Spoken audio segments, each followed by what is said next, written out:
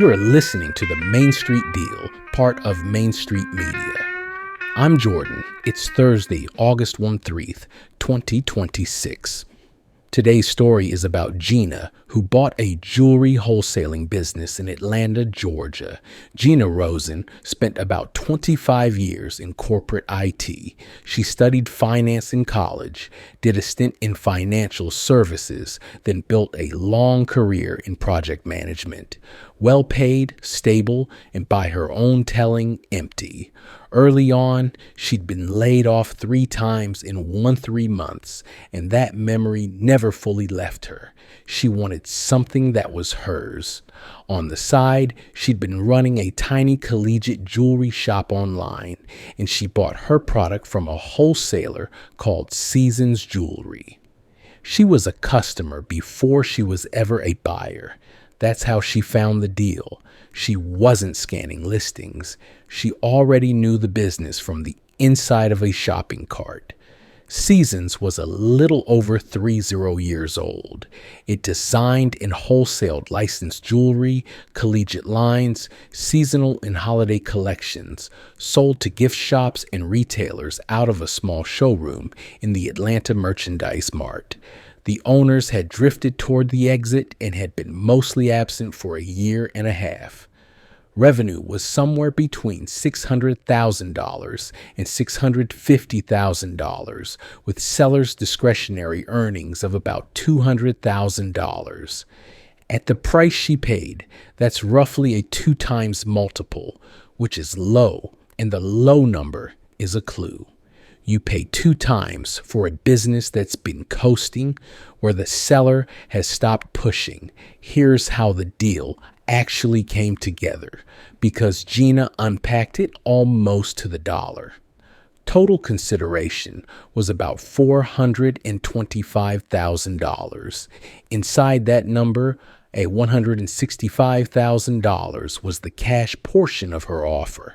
$60,000 was a seller note paid out over 3 years. A $17,000 was inventory, and the rest was a working capital settlement, receivables and open orders netted against payables, with a $15,000 piece held back and paid 3 months after closing. No SBA loan on this one. She funded it in cash with the help of a home equity line, and after the working capital dust settled, her actual cash out of pocket came to around $350,000. She structured it as a stock purchase on purpose, so the collegiate licensing agreements, the thing that made the business special, would carry over without her having to renegotiate them from scratch. Then came year 1, and this is the part I want you to sit with. Gina did not quit her corporate job. She kept the W-2 the entire bonus year while she owned the business, and she did not pay herself, not a dollar. She lived on her salary and later on her husband's income, and every bit of profit went back into the company. That's the reality of a small acquisition that nobody puts on the highlight reel. The turning point came when she realized the business had almost no sales function at all. The old owners had let it run on autopilot and existing accounts. So she made the leap.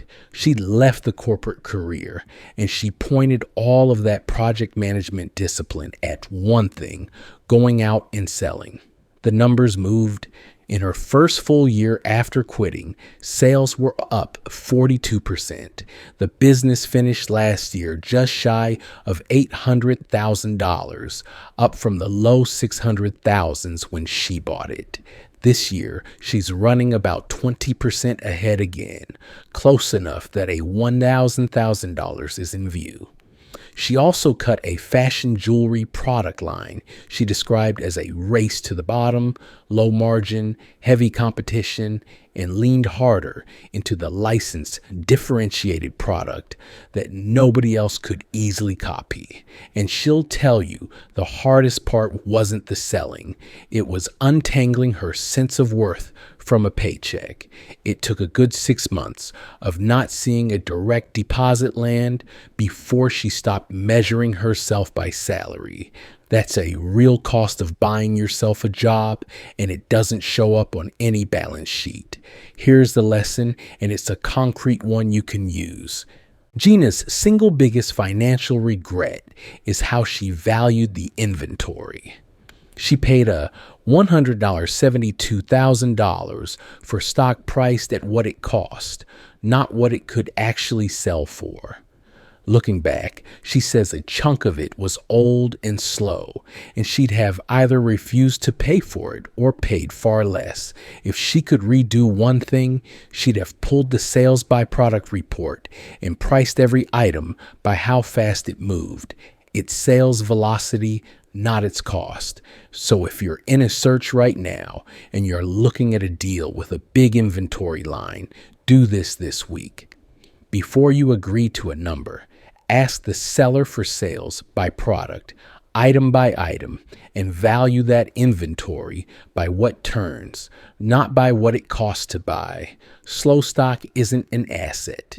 It's money you're lending the seller and may never get back.